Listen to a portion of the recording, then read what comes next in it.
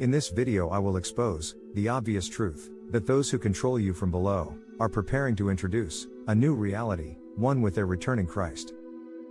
And this Christ will not be the true Spirit who was in Jerusalem, but this Christ will be in honor of the Spirit of none other than old Mr. Temper Tantrum himself, Jehovah.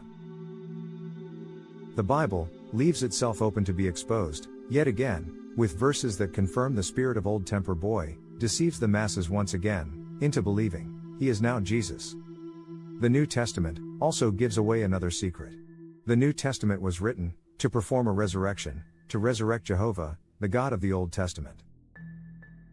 The evidence to bring the breath of new life back to the old is confirmed in the book of Hebrews, chapter 8, verses 11 to 13. And they shall not teach every man his neighbor, and every man his brother, saying, Know the Lord, for all shall know me, from the least to the greatest. For I will be merciful to their unrighteousness, and their sins and their iniquities will I remember no more. In that he saith, A new covenant, he hath made the first old.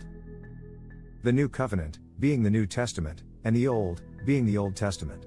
Take a guess, which Lord is back in business? Now take another guess, why so many followers are misled into referring to Jesus as the Lord. It all begins with Saul, who becomes renamed Paul. And it is Paul that coordinates the whole New Testament, and in fact, receives the prophecy, revelation of Christ. Saul confesses his evils to King Agrippa, and then a wild story. In the book of the Acts, chapter 26, verses 10 to 15. Saul gives this account.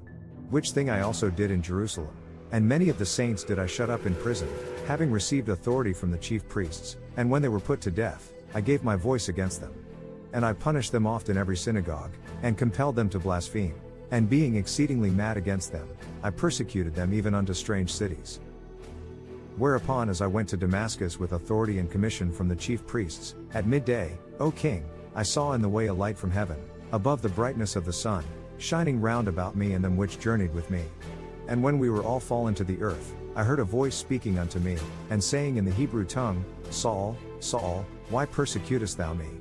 It is hard for thee to kick against the pricks. And I said, Who art thou, Lord? And he said, I am Jesus whom thou persecutest. The angel of light spoke to Saul in Hebrew tongue. Most religious scholars today know Jesus spoke Aramaic.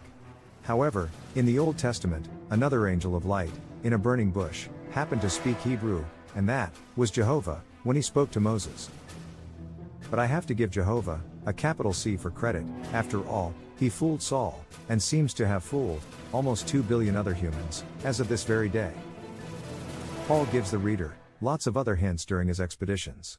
To start off, the very first verse, in the first chapter, in the book of Romans, Paul calls himself a servant of Jesus. Wait a minute, the man called Jesus never once calls followers a servant, but Jehovah constantly refers to humans as servants, over 500 times in fact, just in the Old Testament. Jehovah even referred to the prophets as servants, as can be seen in the book of Isaiah, chapter 43, verse 10. Jehovah says, You are my witnesses, declares the Lord, and my servant whom I have chosen. Paul even gives another clue, as written in Ephesians, chapter 3, verse 1, For this cause, I Paul, the prisoner of Jesus Christ for you Gentiles. Now Paul is a prisoner of Jesus. It is apparent, Paul seems to know something about Jesus that others do not. Maybe Paul knows this Jesus or Christ is not what was expected. Paul gives another clue, in chapter 3 of Ephesians, starting with verse 2.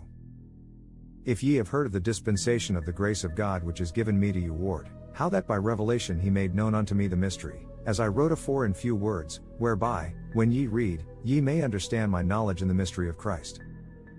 Well, now he is saying, that by revelation, he knows the mystery of Christ. Maybe he had a hand in the prophecy, called the revelation.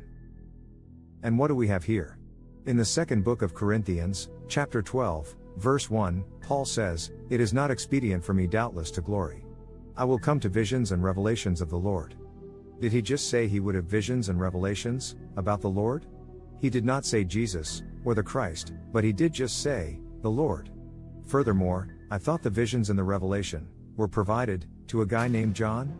Did I not say the Bible is one handful of truth, and 2 handfuls of lies?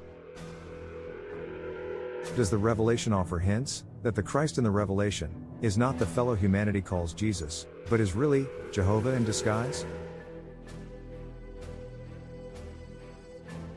Yes, it does.